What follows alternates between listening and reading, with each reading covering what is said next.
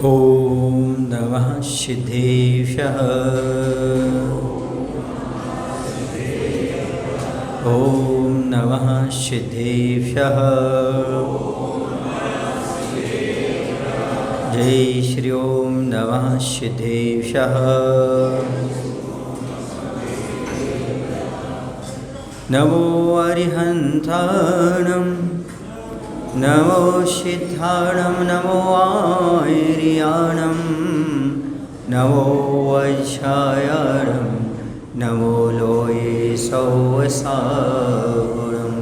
नमो लोये सौवसाहुरं। बोलिए हिंसा परमो धर्म की। देवादिदेव श्री महावीर भगवान की। आचार्य कुंद महाराज की। आचार्य गुरुदेव भगवान श्री विद्यासागर जी महाराज की।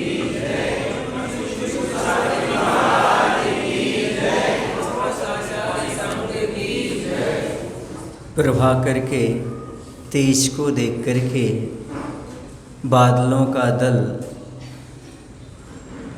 कूटनीति को अपनाता है। कहते हैं दुश्मन का दुश्मन अपना मित्र हो जाता है। इसलिए स्वयं से काम नहीं चलता तो दुश्मन के दुश्मन को मित्र बना लिया जाता है। और यहाँ पर ऐसे हो रहा है, बादल के दलों ने राहु को याद किया है। क्यों? क्योंकि सूर्य के साथ भिड़ना है, उसे परास्त करना है, इसलिए राहु को याद करता है। और राहु से क्या कहता है वह सुनिएगा। प्रभाकर की उद्दंडता कब तक चलेगी? पृथ्वी से प्रभावित प्रभाकर है, सौर मंडल की शालीनता को लीलता जा रहा हुआ, धरती की सेवा में निरत हुआ पृथ्वी से प्रभावित प्रभाकर क्या आपसे परिचित नहीं? क्या मृगराज के सम्मुख जा मनमानी करता है मृग भी?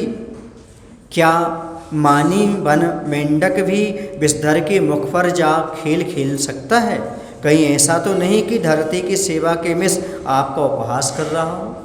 अब देखिए, उसे भड़काया जा रहा है, दुश्मन के दुश्मन को भड़काया जा रहा है और कहा जा रहा है देखो आपके सामने हमें लग रहा है आपको हंसी उड़ा रहा है प्रभाकर। ऐसा लगता है। क्यों लगता है?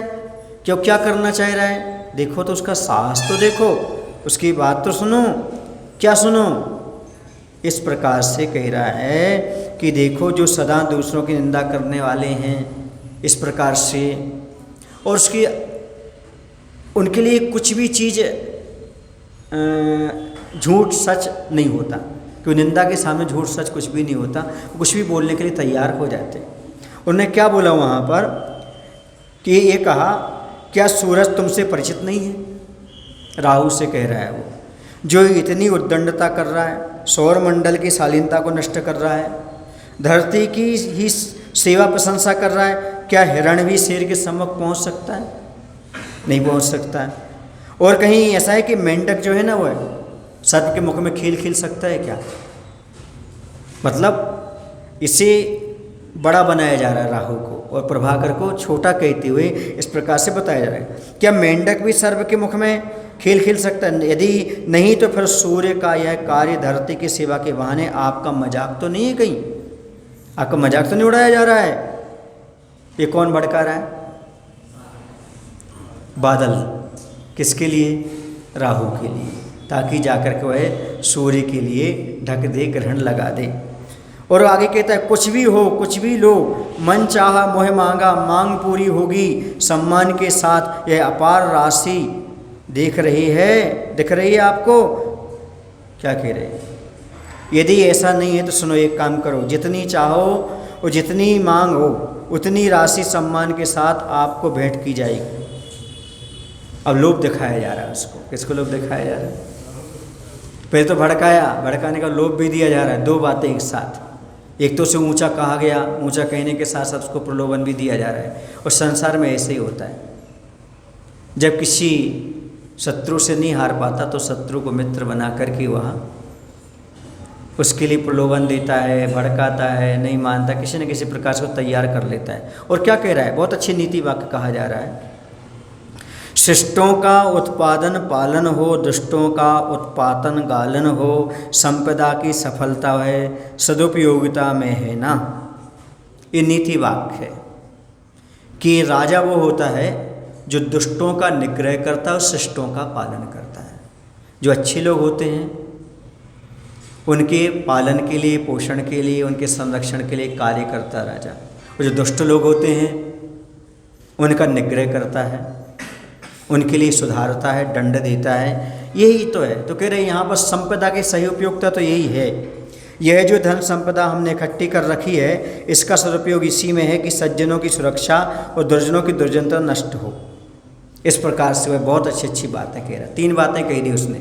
एक तो प्रशंसा कर दी, और ये कह दिया वो आपकी मजाक उड़ा रहा है। दूसरा प्रलोभन दिया, आपको जितना धन चाहिए उतना ले लो। तीसरी बात, आपके लिए दुष्ट लोगों की दुष्टता को दूर करना चाहिए, सज्जनों का। ये सारी चीज़ से सुनी अपना मतलब साम नाम दंड भेद जैसे ही बनते वैसे सामने वाले को तैयार किया जा रहा है। राह में राशि मिलती देख राहु गुमराह सा हो गया। समझ रहे हैं? अब रास्ते चलते कुछ राशि पड़ी मिल जाए, कौन राशि को उठा के नहीं चलेगा, कौन गुमराह नहीं होगा। लेट हो जाए, कुछ भी रास्ता बदलना पड़े, लेकिन राह में मिल रही राशि तो मिले लो। हम कमाने तो गए नहीं थे, पुरुषार्थ तो किया नहीं है, राहें पड़ी है मिल रही हमारे लिए, कौन चूक छोड़ेगा। हाय राहु की राह ही बदल गई और चुपचाप यह सब पाप होता रहा दिन दहाड़े सरासर सागर से निर्यास और मंडल की ओर। देखो बंधु, ये नियम है प्रकृति का। जैसे जैसे पाप आता है, लोभ आता है, वैसे वैसे आदमी की बुद्धि भी पापमय होती चली जाती है। 100 प्रभाव वो यस्थे स्वार्थम को ना वांछते। सब अपने अपने प्रभाव चाहते हैं। कर्म कर्म हिताबंधी, जीवो जीवो हितस्पर। सब अपने अपने प्रभाव को बढ़ाने का प्रयास करते हैं। तो जैसे ही पाप से संपदा आती है तो बुद्धि भी पापमय होती चली जाती है। ये नियम है, यहाँ पर यही दशा हो रही है। यान में भर भर कर झिलमिल मिलमिल झिलमिल झिलमिल अनगिन निधियाँ, ऐसी हस्ती धवलित हंसियाँ, मनहर हीरक मौलिक मणियाँ, मुक्ता मूंगा माणिक छवियाँ, पुखराजों की पीलिम पटियाँ, राजाओं में राग उभरता नीलम की नग रजतिम छड़ियाँ। सागर पक्ष का समर्थन हुआ, राहु राजी हुआ, राशि स्वीकृत हुई, सो दुर्बलता मिटी, सागर का पक्ष सबल हुआ। जब राहु का घर भर गया अनुद्यम प्राप्त अमाप निधि से, तब राहु का सर भर गया विष विषम पाप निधि से। यानी स्पर्श निधि के स्पर्श से राहु इतना काला हो गया कि वह दुर्दर्श हो गया, पापशाला क्षीणतम सुकृत वाला दृश्य नहीं रहा दर्शकों के, स्पर्श नहीं रहा स्पर्शकों के। कह रहे हैं कि राहु के मुख में पानी आ गया, लोभ जागृत हो गया, और जब मुख में पानी आता है फिर तो हाहाकार मच जाता है, और उसने अपने गमन की दिशा बदल दी। फिर क्या हुआ, इधर सागर ने भी विमानों में भर भर कर चमचमाती असंख्य निधियाँ, हीरे मोती मूंगा माणिक और पुखराजों की पटियाँ, राजाओं के मन को लुभाते नीलम के नग, जड़ी चांदी की छड़ियाँ इत्यादि सौरमंडल की ओर भेजी गई। यह सब काम चुपचाप दिन दहाड़े चलता रहा। और जैसे आज चल रहा है वर्तमान में, कैसे चल रहा है कि आज धर्म परिवर्तन हो रहा है। किसके माध्यम से हो रहा है? धन के माध्यम से। आपको अच्छी अच्छी व्यवस्थाएं दी जाएंगी, आपको नौकरी दी जाएगी, आपको आजीविका दी जाएगी। आप मात्र इस मान्यता को स्वीकार कर लो, और ऐसी मान्यताओं को स्वीकार करके लोग धर्म को छोड़ते हुए दिग्भ्रमित होते जा रहे हैं। क्योंकि नियम है, क्या नियम है? ज्यों ही घर में बिना मेहनत की रिश्वत या पैसा पहुंचता है तो पाप समूह से घर भर जाता है, बुद्धि भ्रष्ट हो जाती है। ऐसी दशा यहाँ पर हो रही है। और आज वर्तमान में बहुत सारे लोग ऐसे हैं जो धर्म परिवर्तन के लिए आ गए। ईसाई लोग तो सबसे पहले यही काम कर रहे हैं। तमिलनाडु में देख लो, बिहार में देख लो, कर्नाटक में देख लो, बहुत सारे लोगों को उन्होंने कन्वर्ट कर दिया। प्रलोभन दे करके, मात्र धन दे करके, नौकरी दे करके, स्वास्थ्य लाभ की बात करके उन्होंने सबको ईसाई बना दिया। अब जहाँ जहाँ जाएंगे वहाँ हर गांव, 1-2 गांव के बाद आपको चर्च मिल जाएगी, ईसाई की वो चीज़ें मिल जाएंगी। कारण क्या है? इस सब प्रलोभन के कारण वो सब सत्य पर पर्दा डाल देते हैं। और आज की मान्यता है जो दे सो देवता, जिससे मिल रहा है वो देवता है, और बीतरागी कुछ देते नहीं, इसलिए क्या मानना।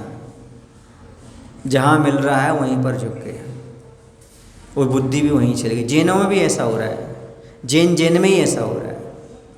एकांतवादी लोग धन दौलत दे करके, प्रलोभन दिखा करके और आपके लिए उन मार्ग की ओर ले जा रहे हैं। वस्त्रधारी को गुरु मानने के लिए आपके लिए कहते हैं, आपके लिए सारी व्यवस्थाएं मिल जाती हैं, हो जाता है। आपको हवाई यात्रा करने को मिलती है, विदेशों में भी आपको ले जाती, वहाँ सारी व्यवस्था होती फ्री, और आपको वहाँ पर सारे शिविर लगते हैं और आपको शुरू मिल जाता है। यहाँ ज्ञानोदय में कई बार ऑफर आते होंगे कि भाई यहाँ शिविर लगवा लो, शिविर लगवा लो, निःशुल्क होगा, निःशुल्क होगा, और एक आध बार लग भी गए होंगे, हो सकता है। लेकिन सावधान रहो, हमें प्रलोभन में नहीं पड़ना, हमें वीतरागता के अलावा और किसी को स्वीकार नहीं करना, एकांत का भूल कर भी समर्थन नहीं करना। जब रहेगा तो देव शास्त्र गुरु की उपासना करने वाले ही यहाँ पर रहेंगे, वही इस प्रकार से हमारे ज्ञानोदय का उदय करेंगे। और एकांतवादियों का यहाँ पर कोई भी स्थान नहीं है, स्पष्ट रूप से मना कर दो। नहीं, बच्चों के लिए संस्कार मिलेंगे। अभी पढ़ करके आए हैं कि देखो, यदि सच्चे देवशास्त्र गुरु के आराधक हो और कल्याण करना चाहते हो तो सच्चे देवशास्त्र गुरु मिलें तो उनकी आराधना करो।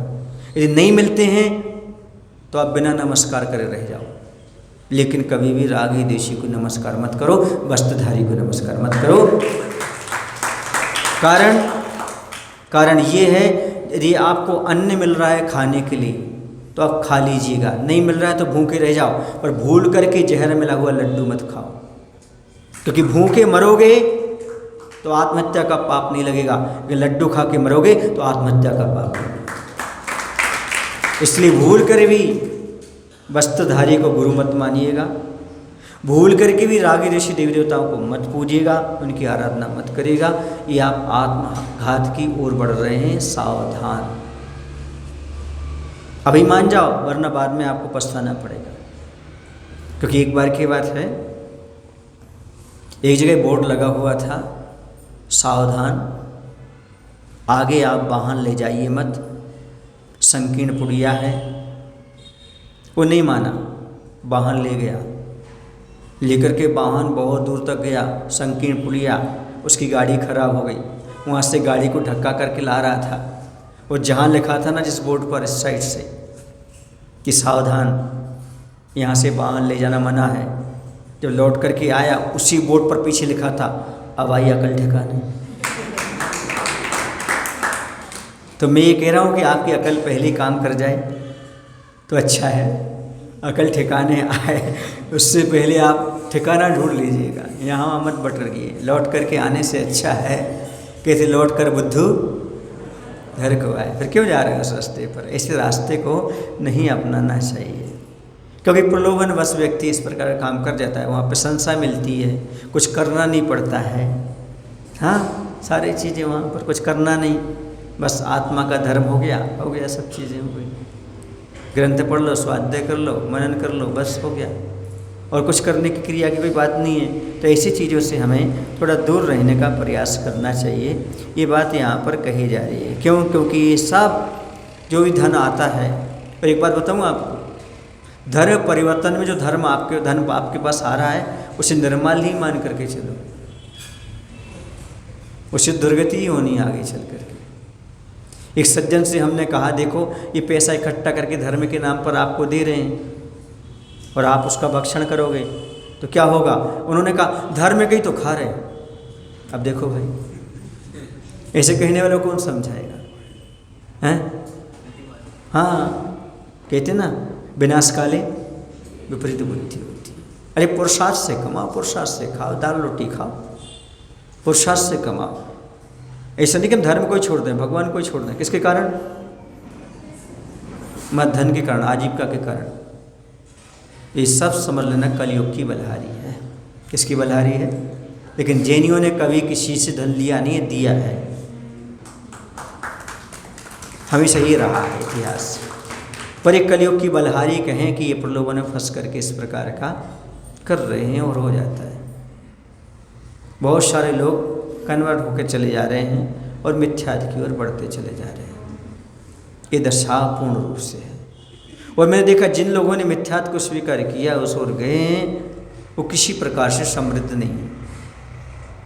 न तो बुद्धि उनकी काम करती है, क्योंकि हम सब जगह घूम कर के आ रहे हैं ना, तो देख कर के आ रहे हैं, ना उनकी बुद्धि काम करती है, उनके घर में कुछ नहीं, शांति नहीं, ऐसा वैसे चीज़ें कर सकते। ये सब चीज़ें होती तो प्राप्त नहीं हो जाती ऐसे, पर नहीं होता। एक मान्यता है आप लोगों की, देवी देवताओं से हमें कुछ मिलता है।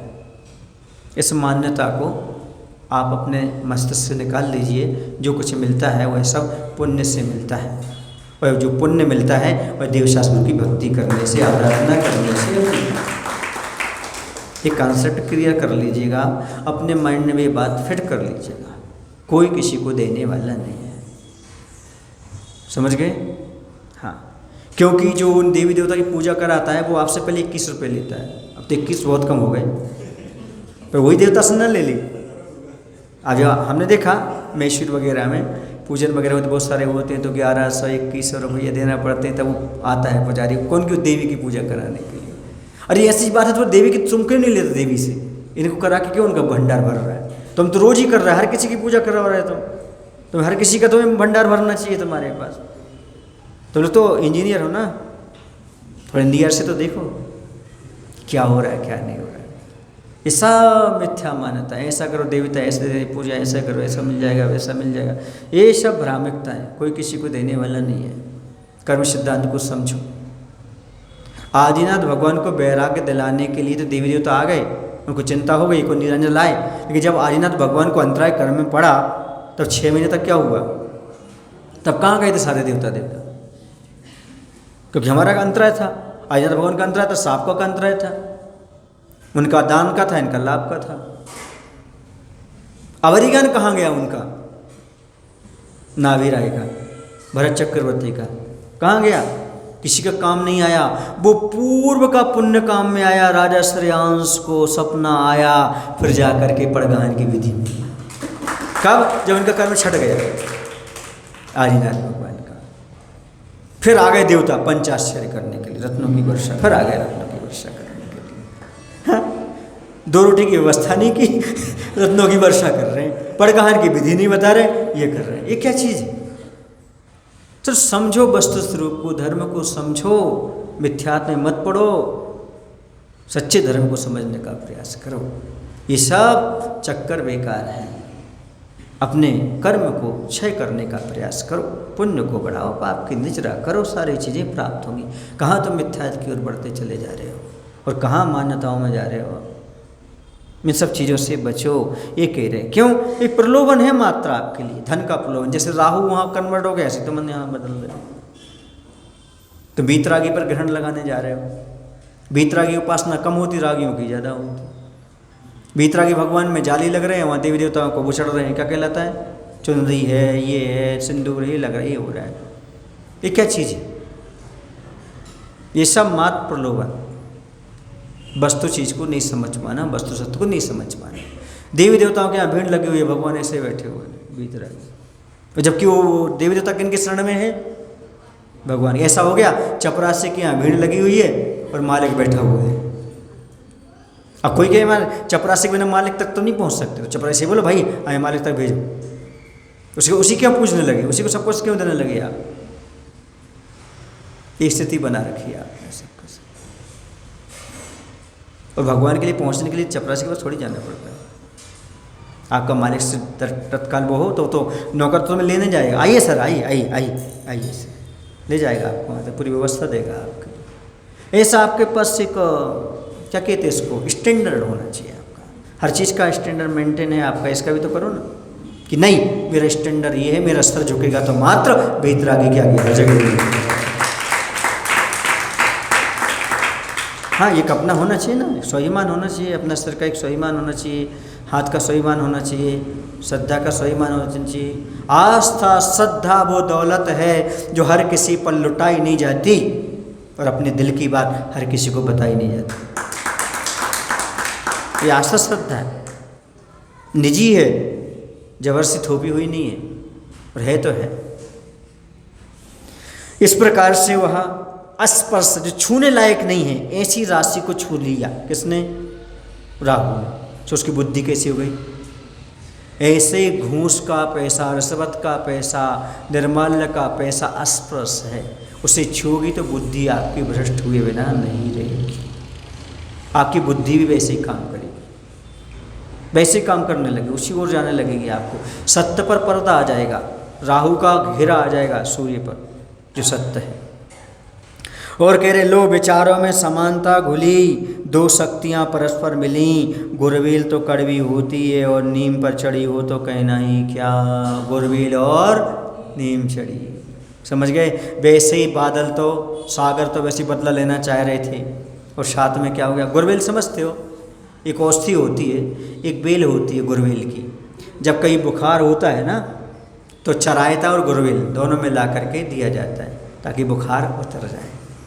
तो गुरबील कड़वी होती है, और नीम पर और चढ़ जाए तो नीम कड़वी होती है, तो और कड़वाहट उसमें आ जाती है। तो ये तो कड़वा था ही, सागर और बादल, और किसका सपोर्ट मिल गया? राहु का और मिल गया। तो और कहने क्या, फिर इस प्रकार की स्थिति हो गई वहाँ पर। अभी तक तो सागर अकेला था, अब राहु भी उसके साथ हो गया। अब कैसे होता है? तो कहते उनकी कटुता और बढ़ गई। अब कटुता बढ़ते क्या होता है? भली बुरी भविष्य की गोद में हैं, करवटें लेती पड़ी अभी, इस पर भी दोनों के मन में चैन कहाँ, आकुलता कई गुनी बढ़ी हुई। ये निश्चित है, बदला लेने के भाव जो भी रखेंगे वो निराकुल हो ही नहीं सकते। बदला लेने का भाव एक ऐसा घाव है जो निरंतर हरा भरा बना रहता है। फिर से बोलूं, बदला लेने का घाव ऐसा घाव है जो हमेशा हरा भरा बना रहता है, कभी भर ही नहीं पाता। जो बदले में जीते रहते हैं वो आग में जलते रहते, बदले की आग में जलते रहते हैं। वो जिसके साथ ऐसा करना, ऐसा करना, ऐसा करना, ये प्लानिंग बनाते रहते हैं, स्वयं भी पाप का बंध करते रहते हैं, और इस प्रकार की सोचें। उनको नींद ही नहीं आती। आप किसी से झगड़ा करके देख लो, यदि आप वास्तव में इंसान होंगे तो आपको नींद नहीं आएगी 10-20 मिनट। तो जब तक उससे क्षमा नहीं मांग लेंगे तब को निराकुल हो नहीं सकते आप। क्योंकि ये जो भाव हैं बदले आदि के, क्रोध आदि के, ये विभाव हैं, ये हमें आकुल व्याकुल करते हैं। जब तक पानी में आग रहती है तब तक वो जलाने का काम करते रहते हैं। ऐसे हमारे अंदर ये विभाव परिणाम रहते हैं, तब तक हमारे नहीं जलाते रहते। इस प्रकार के भावों को हमेशा अपने जीवन से निकालते रहना चाहिए। दोनों चैन नहीं है, आकुलता ही आकुलता है। इस सब में बदलने के भाव में आकुलता ना हो, पर बदले के भाव में तो आकुलता रहती है। इसी कभी से किसी को बदला लेने की भाव नहीं रखना चाहिए, चाहे कितना हो, क्योंकि प्रतिशोध एक ऐसा खेल है, खेलने वाले तो खत्म हो जाते हैं पर खेल चलता रहता है, भाव तक खेल चलता रहता है प्रतिशोध का। दिन में, रात में, प्रकाश में, तम में आंख बंद करके भी दोनों प्रलय ही देखते हैं। प्रलय ही उनका भोजन रहा है, प्रलय ही प्रयोजन। अब 24 घंटों को प्रलय मचाना है, बस यही भाव है। और जो प्रलय मचाने का भाव सोचेगा वो कब निराकुल रह जाएगा, संभव नहीं। धरती के विलय में निलय कैसे मिलेगा, और कहाँ वह जीवन साधन। धरती की विजय में अभय किसे ना मिलेगा, और यहाँ जीवन साधन। और भी कह रहे हैं यहाँ पर, देखो भाई, जो व्यक्ति दूसरे की अहित करने में सोचते रहते हैं वो दिन रात जलते रहते हैं। कहते समा भी जल जाती है परवाने को जलाने के बाद। दिया सलाई होती ना आपकी, है ना, पहले स्वयं को जलना पड़ता है, पूरा दीपक को जलाती है, लेकिन स्वयं भी जलती जाती है। माचिस की तीली स्वयं जलती चली जाती है। ऐसे दूसरे को जलाने वाला, दीपक जली या ना जली, कई बार तो ऐसा 1-2 तीली खत्म हो जाती हैं, दीपक जलता ही नहीं। ऐसे कई बार दूसरे का हित करने में 1-2 पीढ़ी निकल जाती हैं, उसका हित होता ही नहीं, स्वयं का हित होता जाता है। ये दशा है, ये दिशा है, ये सत्य है, इसमें कोई भी। पर मैं कई बार कहता हूँ माचिस की तीली में सिर होता है, वो रगड़ खाने से जल जाता है। आपका सिर क्या वैसे ही है? फिर तीली में और आप में कोई अंतर नहीं है। थोड़ी बहुत रगड़ तो सहन करो सामने वाले, हैं? बारूद भरा है ना, बारूद भरा है ना, थोड़ी सी रगड़ लगी और बस फूट गया। अरे वो तो फिर भी 2-4 बार रगड़ना पड़ती कई बार। यदि उसको थोड़ी ठंडक मिल जाए ना, किसको सीड जाए माचिस, तो बहुत बार बार रगड़ने पर भी नहीं होती। लेकिन आपको इतनी ठंडक दे रहे 4 महीने से, हाँ, इसकी बात धड़क जाए तो गड़बड़ है। इतनी ठंडक के बाद, यानी गुरु की वाणी यदि आपके अंदर है, गीलापन है, तो आपका सर जल्दी भटक ही नहीं सकता, भटक ही नहीं सकता। ये चीड़ापन रखे थोड़ा सा। माचिस की तीली है, बारूद है, पर क्या रखो। लेकिन मैं तो ये बारूद में से ही आया हूँ, क्योंकि तमिलनाडु तो इतना बारूद है, फटाखे की दुकान देखो कितनी हैं। हाँ, शिवकाशी तक तो नहीं गया, लेकिन आसपास जहाँ भी देखे तो सब पूरा। तो इस प्रकार से कह रहे हैं, ये क्या प्रयोजन है धरती से, उसके लिए कहाँ से क्या मिलेगा, कुछ मिलने वाला है, उससे सुरक्षा मिलने वाली नहीं है। कह रहे हैं राहु इतना भी नहीं सोच पा रहा है कि धरती की गोद में सभी को अभय मिलेगा और यह बहुमूल्य जीवन सबका सुरक्षित रहेगा, किंतु कुटिल सर्प की चाल वाला क्रूर, इसका क्या होगा। हमें तुम्हें और उन्हें यहाँ कोई चाहे जिन्हें हाय, परंतु कहाँ प्राप्त है इस विचार से का विस्तार इन्हें। कुटिल व्याल चाल वाला, कराल काल गाल वाला, राहु साधु बल से रहित हुआ, बाहुबल से सहित हुआ। बराह राह का राही हुआ, हिताहित विवेक वंचित स्वभाव से क्रूर क्रुद्ध हुआ, रौद्रपुर रुष्ट हुआ। कोलाहल किए बिना, 1-2 कवल किए बिना, बस साबुत ही निगलता है प्रताप पुंज प्रभावर को। सिंधु में बिंदु सा, माँ की गहन गोद में शिशु सा, राहु के गाल में समाहित हुआ। भास्कर दिनकर त्रोहित हुआ, सो दिन का अवसान सा लगता है, दिखने लगा दीनहीन दिन दुर्दिन से गिरा दरिद्र गृही सा। यह संध्या काल है या अकाल में काल का आगमन, तिलक से विरहित ललाट ललना ललाट तल सम गगना गौना का आगम अविराम कहाँ रहा वह। अब देखो राहु क्या करता है, अपना काम करना शुरू कर देता है। वहाँ पर ऐसी स्थिति होती है जैसे कुटिल सर्प की चाल वाला हो और क्रूर काल के समान गाल वाला, सज्जनता को छोड़कर मात्र, साधु बल माने सज्जनता को छोड़ करके बाहुबल का प्रयोग कर रहा हो, माँ शरीर का उपयोग कर रहा हो, अपनी बुद्धि का काम नहीं कर रहा हो, सज्जनता छोड़ दी हो। जंगली सूकर के समान, बराह माने क्या होता है, शुअर, तो शुकर के समान चाल चलने वाला, वो ऐसा चाल चलता तिरछा, मुड़ता नहीं, सीधा चलता है। पेड़ भी है तो पेड़ से टकरा जाता है जंगली सुअर, सामने कोई भी उससे टकरा जाता है, वो मुड़ता नहीं, मुड़ना नहीं चाहता है, जंगली सुअर की दशा होती है। तो उसके समान हिताहित विवेक रहित, मेरा भला होगा कि नहीं होगा, स्वभाव से क्रूर राहु और अधिक क्रोध हुआ, रौद्रता से भरा, बिना हल्ला किए चुपचाप पूरा का पूरा साव सूर्य को निगल लेता है, माने सूर्य ग्रहण लग जाता है। सागर में बूंद, माँ की गोद में नन्हे शिशु के समान भास्कर राहु के मुख में प्रविष्ट हुआ। सूर्य राहु के मुख में जाते ही दिन अस्त सा होने लगा और दीनहीन बना, गरीबी से घिरा ग्रस्त के समान दिखने लगा। दिन जैसे गरीब ग्रस्त होता ना, उसके यहाँ कुछ नहीं होता बेचारे के यहाँ, ऐसे ही वह दिन भी गरीब जैसा प्रतीत होने लगा, अंधकार उसके घर में छा गया। इस प्रकार की स्थिति वहाँ पर हो गई। और कह रहे इसके साथ साथ ऐसा हुआ कि यहाँ संध्या काल है या काल में ही यमराज आ गया, पता नहीं। तिलक से रहित स्त्री के समान, माथे के समान आकाश शोभित नहीं हो रहा है। दर्शन दिशाएं भी जीर्ण जड़ से ग्रसित क्षीण काय वाली दिख रही हैं। और क्या हो रहा है इसके साथ, दिशाओं की दशा बदली, जीर्ण ज्वर ग्रसित काया सी।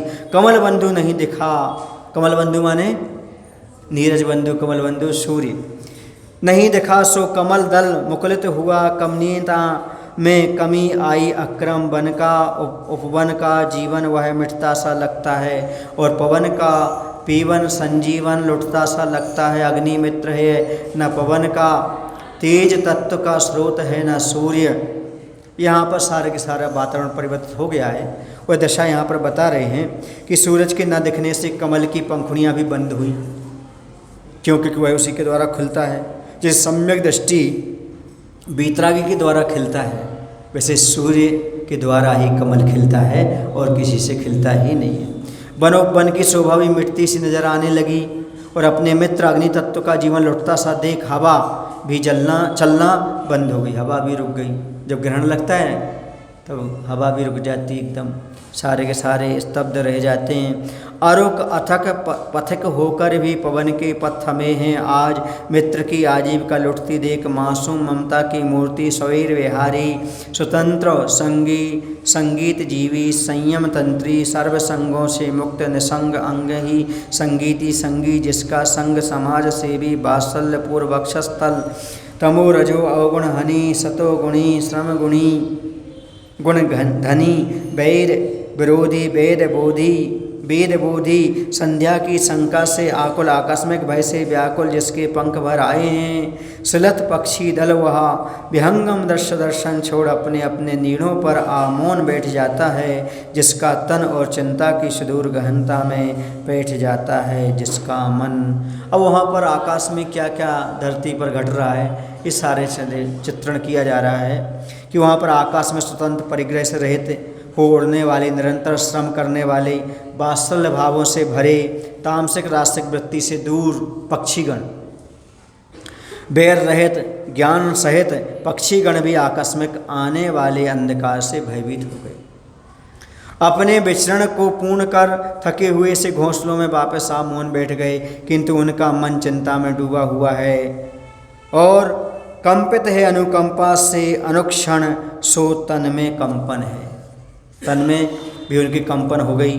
कौन सहारा सुनो दृढ़ा दुर्वा सईमा अलिंगता, यह जो चेतना है स्वयं भवा काम करती है, यूँ सोचती हुई धरती को विनय अनुनय से कहते हैं कण कण ये, माँ के मान का सम्मान हो, राघव वंश के अंश हैं ये, लाघव वंश के प्रशंसक भी, परंतु अहम के संस्कार से संस्कारित गारव वंश के ध्वंसक हैं माँ। और यहाँ पर कहा जा रहा है कि मन में चिंता से डूबे हैं, अनुकंपा से कांप रहे और भीतर करुणा से भीगे कण कण पीड़ा के कण बाहर आकर रो रहे हैं और चिल्ला रहे हैं, बिलख रहे हैं। क्या कह रहे हैं? कान तो कल के ही हैं, किंतु कल जैसा पक्षियों का कलरव सुनाई नहीं दे रहा। सुनाई दे रहा है तो केवल वन उपवन बाग बगीचों के हृदय में भरा करुण क्रंदन आकंदन। इस प्रकार से वहाँ पर ऐसा लग रहा है। क्यों? कारण क्या है वहाँ पर? क्योंकि जब अंधेरा हो जाएगा, दिन में हवा चलना बंद हो जाएगी, तो पक्षियों की क्या दशा होगी और वहाँ प्रकृति का नज़ारा कैसा होगा। ये सारे की सारी चीज़ें वहाँ पर ऐसी घटित हो रही हैं, यहाँ पर बताया जा रहा है। और यह बादलों के साथ इस प्रकार की स्थिति हो रही है और वृक्ष पत्तों में फलों में निवेश मात्र भी ब्रह से उत्पन्न वेदना का वातावरण देखा जा रहा है। इस सारा का सारा पूरा यहाँ पर चित्रण ये 2 पेजों में यहाँ पर किया जा रहा है। कैसे कैसी स्थिति हो रही, तो सुन लेते, पढ़ लेते हैं। और कह रहे हैं सुनो, हुए हो रहे और होंगे जिस वंश में हंस परमहंस, उस वंश की स्मृति विस्मृत ना हो माँ। वंश परंपरा की परिचर्या करने दो इसे, मात्र परिचर्चा रहने दो उसे, श्रम का भाजन रही जो। छूट गए एक पेज, हाँ वही कुछ लग रहा है थोड़ा सा। हाँ ये हो गया। अंदर के आद्र के कर्ण बाहर आकर क्रंदन कर रहे हैं। ये तो कल के ही कर्ण है, परंतु खेद है कल का रव कहाँ है, कल रव है। कल कंठ का कंठ भी कुंठित हुआ, बनो बन नंदन में केवल भर भर आया है करुण क्रंदन आकंदन। वहाँ पर मात्र करुणा झलक रही है, सब में आकंदन मने वह रो रहे हैं, चिल्ला रहे हैं, इस प्रकार की स्थिति बन रही। काक कोगिल कपेटों में, चील चिड़िया चातक चित में, बाघ भेड़ बाज बकों में, सारंग कुरंग से अंग में, खग खरगोशों खलों में, और दलित ललाम लजील लताओं में, पर्वत परमोन्नत शिखरों में, प्रोण पादपों और पौधों में, पल्लव पातों फल पुष्पों में, ब्रह वेदना का उन्मेष देख नहीं जाता निमेष भी। सो संकल्प लिया पक्षी दल ने, सूर्य ग्रहण का संकट यह जब तक दूर नहीं होगा तब तक भोजन पान का त्याग, जन रंजन मन रंजन का त्याग, और तो और अंजन व्यंजन का भी, भूचरों नवश्चरों का हाहाकार सुनकर, राहु के मुख में छटपटाते दिनकर को देखकर बादल के दिल को बल मिला, कहीं कई गुना खून बढ़ा सा गया उसका। यहाँ पर सारे पक्षियों के नाम गिनाए जा रहे हैं।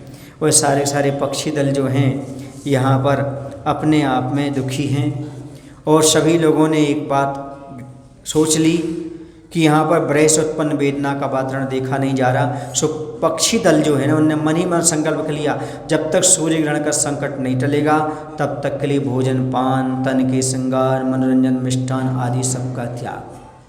आज भी हिंदू संप्रदाय में ग्रहण लगता है तो भोजन नहीं बनता, उस दिन चूल्हा नहीं जलता, क्योंकि सूर्य को देवता मानते, नारायण मानते हैं। ये पशु पक्षी भी ग्रहण नहीं कर रहे। इसका सीधा सा है, जब तक सूर्य रहे तब तक भोजन करना चाहिए। और जैन दर्शन के सिद्धांत सिद्ध होता है, सूर्य नारायण के अस्त होने पर भोजन का त्याग कर देना चाहिए। जब एक दिन ग्रहण लगता है तो त्याग कर देते हो, तो जब भी वो सूर्य अस्त हो तब आपको भोजन का त्याग करना चाहिए। सच्चा भक्त तो वो ही है, बोलो ना।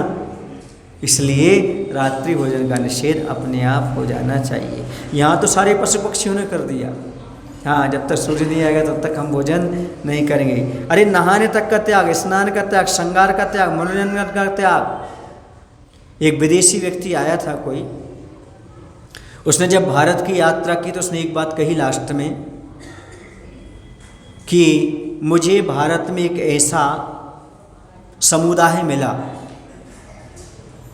जो सूर्य उदय के बाद ही दिनचर्या प्रारंभ करते हैं और सूर्य अस्त से पहले ही दिनचर्या समाप्त कर देते, वो है जैन। और उसने ये कहा, हे भगवान अगला भाव मेरा हो तो जैन कुल में।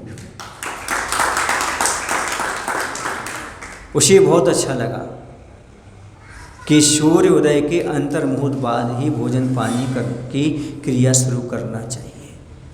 5 बजे से उठ करके पानी नहीं छानना चाहिए।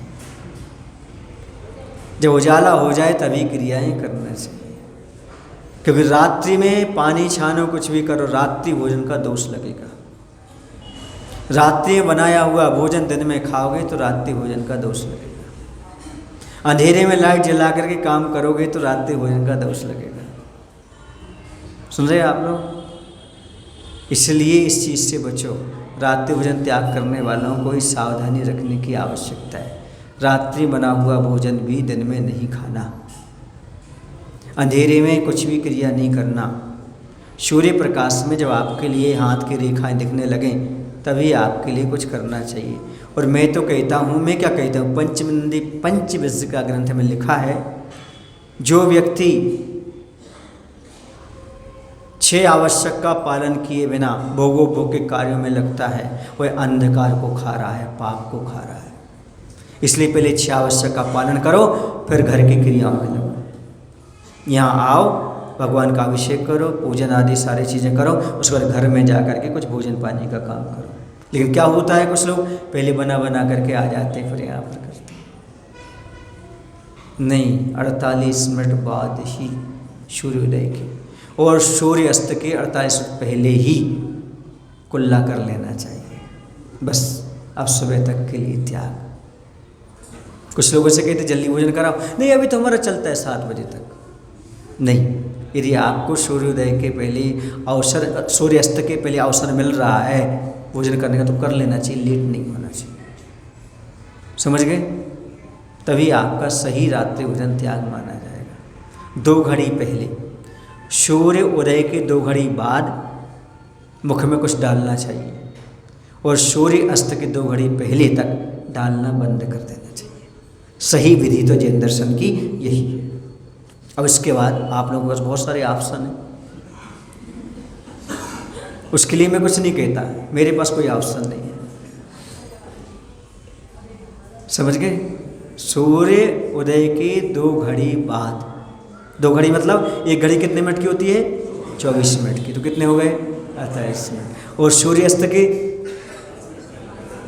2 घड़ी पहले, ये सही विधि है। पर विधि कब खुलती है आपकी? उन्हें दोनों घड़ियों बोलो ना, उसे प्रारंभ करते हैं आप उन 2 घड़ियों में, उसी में लौलैये लगे तक खाते रहते। लौलैये समझते हैं आप लोग? लौलैये माने संधि का, लौलैये समझते हो ना? जब आंखों से थोड़ा दिखना सा बंद होता, थोड़ा थोड़ा दिखता भी नहीं भी दिखता है, वो कहलाता लौलैये लगे। आँखों में लो थोड़ी सी आती रहती है। हमने कहीं सुना था, किसी ने पूछा, हनुमान जी ने किसी से पूछा, भाई हम लंका जा रहे हैं, कैसे पहचानेंगे राक्षसों का गांव है? दीप है। तो उन्होंने कहा एक परेना दिन उंगाए और लोग सोते मिले और लोलंगे लगे खाते मिले, समझिए राक्षस दीप है। एक परेना देगा उंगाए मतलब परेना समझते ना, 2-4 हाथ का लंबा होता है एक परेना होता है। एक औजार होता है जो अनाज को निकालने करने का, तो हाँ वो 2-3 हाथ का होता है। तो इतना दिन उगाए तब तक सोते मिलें और लोलंगे लगें, संधि काल में खाते मिल जाए, तो समझ यही राक्षस है और कोई राक्षस की पहचान नहीं है। कितनों को बुरा लग रहा है? कोई नहीं सुधरेगा, बुरा नहीं लगे तो सुधरोगे नहीं। तो लोलंगे लगे नहीं खाने अपन को, कब खाने भैया हैं? सूर्य अस्त के 48 मिनट पहले आप खा सकते हो, पर क्या करें, मगर फिर रात में भूख लगेगी तो वही तो सहन करना है। वरना ये बताओ आचार्यों ने ऐसा क्यों लिखा कि यदि कोई व्यक्ति 1 वर्ष में 6 महीने रात्रि भोजन का त्याग करता है तो 6 महीने का उपवास का फल लगता है। क्यों? रात दिन दोनों गिने जाते हैं।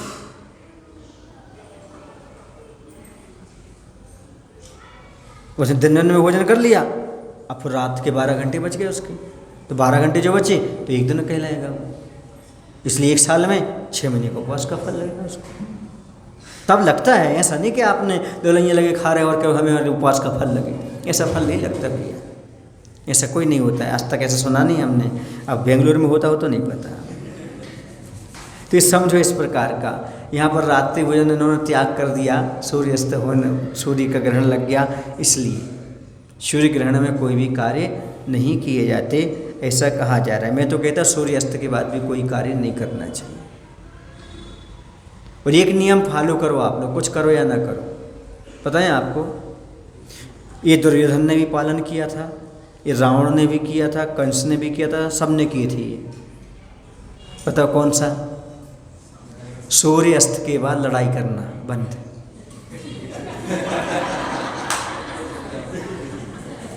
शंखनाद हो गया, सूर्य अस्त हो गया, लड़ाई बंद। आप लोग भी नियम ले लो, समाज में घर में लड़ाई करेंगे तो दिन में करेंगे, रात में नहीं करेंगे। तो सारा जितने भी युद्ध दुनिया में हुए, प्राचीन जितने भी युद्ध हुए हैं, उन सबका रूल्स था। रात में जो बीमार रहते थे या घात को प्राप्त हो जाते थे, एक दूसरे की सेवा करते थे। फिर नहीं, शत्रु नहीं। कब तक शत्रु हैं? बोलो ना आप लोग, कब तक शत्रु हो? दिन दिन में। रात में मित्र, रात में लड़ाई बंद। शंखनाद, मंदिर में आओ, आरती करो, संकल्प कर लो, आप सुबह जब तक नहीं होगी तब तक हम लड़ाई नहीं करेंगे किसी से। महाराज वही तो वक्त मिलता है। ये नियम तो फॉलो कर लो कम से कम, कि ये सब ने पालन किया है। जैसे दुर्योधन बोलते हो, जैसे रावण बोलते हैं, इन सब ने इसको पालन किया है। आप दुर्योधन और रावण से खतरनाक तो नहीं हो ना? उनको कोस रहा हो, रात में लड़ रहे, कैसे करेंगे?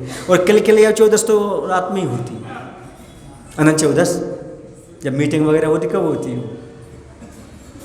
नहीं, संकल्प करो रात में तो लड़ाई नहीं करेंगे, ना पत्नी से करेंगे, न पति से करेंगे, न परिवार से करेंगे, न समाज में करेंगे।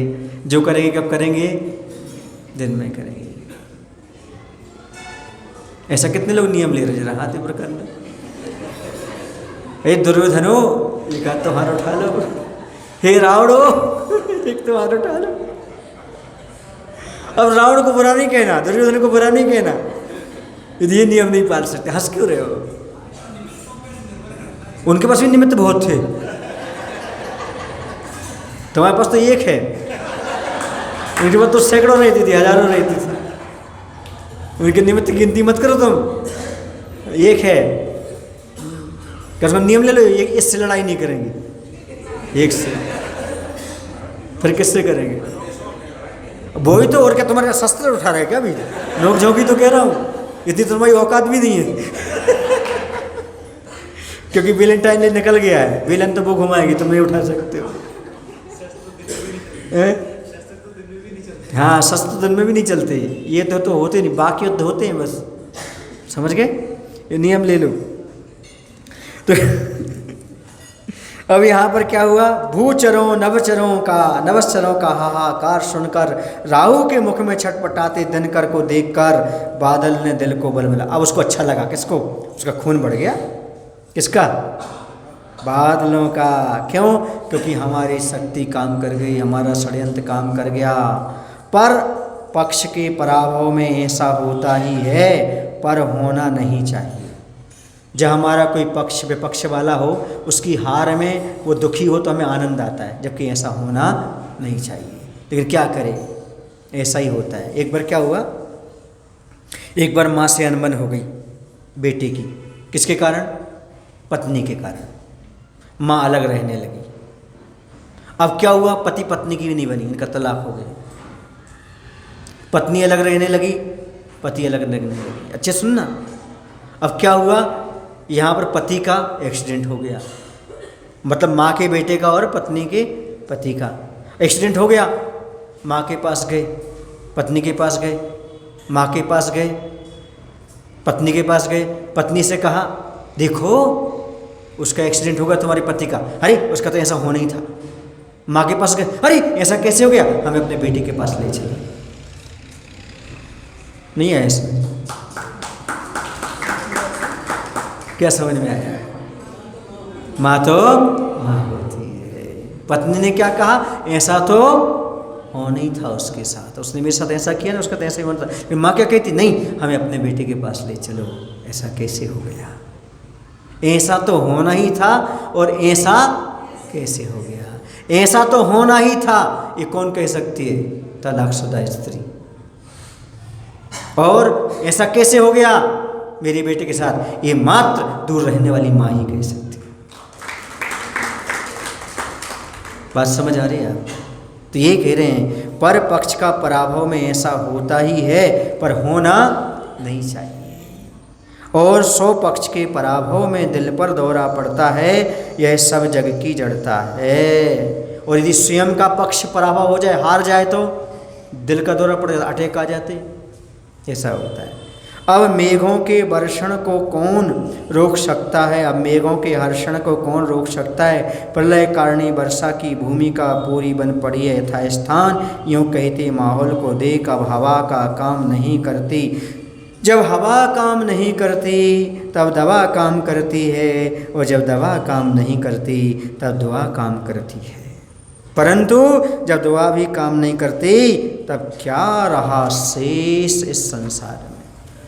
ये नियम है प्रकृति का कि सब अपना अपना समर्थन करते हैं। बादलों ने खूब जोर से पानी गिराना भी प्रारंभ कर दिया।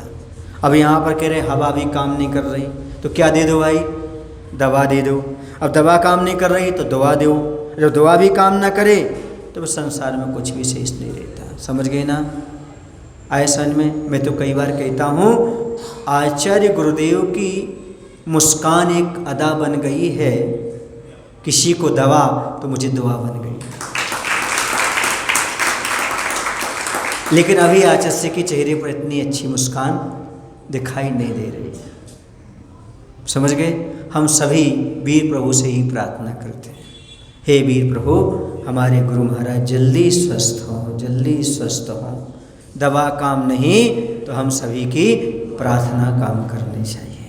शंभुनाथ भगवान से यही हम सब प्रार्थना करते हैं। गदगद कंठ से हम गुरुवर का गुणगान करते हैं, हमेशा गुरुवर के उपकारों को हम याद करते हैं। हमारे गुरुवर हमेशा स्वस्थ रहें, यही हम वीर प्रभु से प्रार्थना करते हैं, यही हम वीर प्रभु से प्रार्थना करते हैं। बोले महावीर भगवान की। आचार्य गुरुदेव भगवान श्री विद्यासागर जी महाराज।